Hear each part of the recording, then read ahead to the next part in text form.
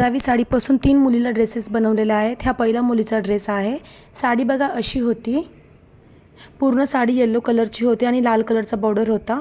7 वरती मुंडा खोली घेतलेला आहे आणि 6.5 वरती शोल्डर. जिकडे मुंडा खोली घेते तिथे छातीचा चौथा भाग प्लस 1 इंच आणि खाली कमरेचा चौथा भाग प्लस 1 इंच रेषा आखून घ्यायचेत. आणि जो हा कापड आहे तो कमर उंची प्लस 1 इंच आहे. परत खाली 6.5 वरती घेऊन काटकोन आकारामध्ये शेप द्यायचा आहे आणि पुढे 2 इंचांचा मार्जिन सोडायचं आहे. मार्जिन तुम्ही तुमच्या आवडीनुसार कितीही सोडू शकता. नंतर दोन्ही मापे जॉईंट करायचे आहेत. 3 इंचांवरती गळा रुंदी घेतलेला आहे. गळा खोली आपल्या आवडीनुसार आपण कितीही ठेवू शकतो. गळ्याचा आकार द्यायचा आहे पुढच्या गळ्याचा.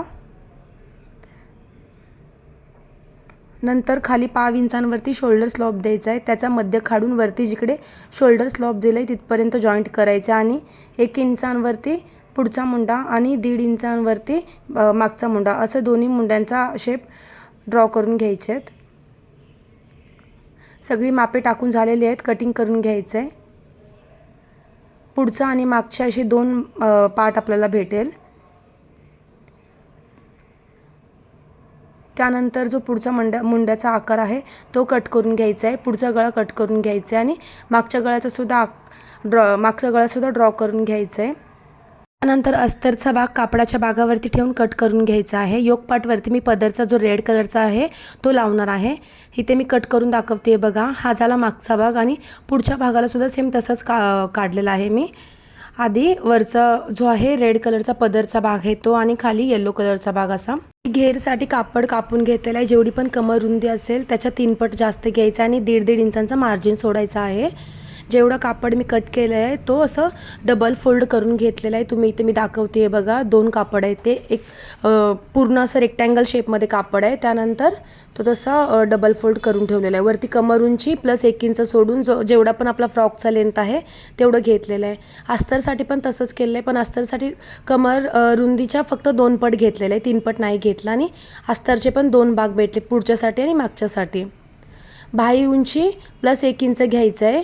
पुढे अर्धा इंच सोडायचं आहे आणि खालून 3 इंचांवरती मुंडा उतार द्यायचा आहे. जिकडे मुंडा उतार दिला आहे तिथून पुढे आपल्या टॉपला आपण जेवढी पण मुंडा खोली घेतलेली आहे ते मार्क करायचं आणि पुढे 2 इंचांची मार्जिन सोडायची आहे. खाली दंडगेरचा अर्धा आणि पुढे मार्जिन सोडायचं आहे आणि वरचे ते 2 पॉईंट आहेत ते खाली जॉईंट करायचं आहे. मुंडा खोलीचं ते घेतलं आहे त्याच्या आतमध्ये 1.5 इंचांवरती मार्क करायचे फक्त मुंड्याचा आकार देण्यासाठी. पुढचा आणि मागचा असे 2 मुंडाचे आकार ड्रॉ करून घ्यायचे आहेत आणि ते कट करून घ्यायचे. नंतर भाई इथे आपलं कट करून झालेलं आहे. त्यानंतर भाई ओपन करून पुढचा जो मुंड्याचा आकार आहे तो सुद्धा कट करून घ्यायचा आहे. कटिंग इथे झालेला आहे. स्टिचिंगला सुरुवात करूया. स्टिचिंगसाठी सर्वात आधी जो आपला रेड कलरचा भाग आहे तो आणि येलो कलरचा दोन्ही जॉईंट करून घेतलेत आणि त्यानंतर वरून परत किनारची टीप मारून घेतले पुढच्या साईडला आणि मागच्या साईडला दोन्ही साईडला. इथे खाली रेड कलरचा भाग कुठपर्यंत येणार तर कमर उंचीच्या वरती 3 इंचांवरती मार्क करायचा आहे. तिथपर्यंतच तो रेड कलरचा जो वरती कापड आहे तो येणार. त्याच्या खाली येलो कलरचा भाग आहे तो येणार. 2 कलरमध्ये आपण वरचा योकपाट काढलेला आहे. तसंच ठेवून नंतर सरळ भागावरती अस्तरचा भाग ठेवून गळा जॉईंट करत यायचा आहे. 5 इंचांची सिलाई मारत गळा कट करून घ्यायचा आणि कट्स लावून घ्यायचे आहेत. गळ्याच्या अवतीभोवती कट्स लावून घ्यायचे आहेत आणि अस्तरचा कापड जो आहे तो आतमध्ये पलटी करायचा आहे. परत एकदा गळ्याच्या बाजूने किनारची टीप मारून घ्यायची आहे. योक पार्टवरती आपल्याला आपले 2 कलर आलेले आहेत. पदरचा जो आहे रेड कलरचा तो आणि खाली साडीचा जो आहे येलो कलरचा भाग तो. त्यानंतर अस्तर सगळी 4ही बाजूने जॉईंट करून घ्यायचे आहेत. एक्स्ट्राचा जो कापड आहे तो कापून घ्यायचा आहे.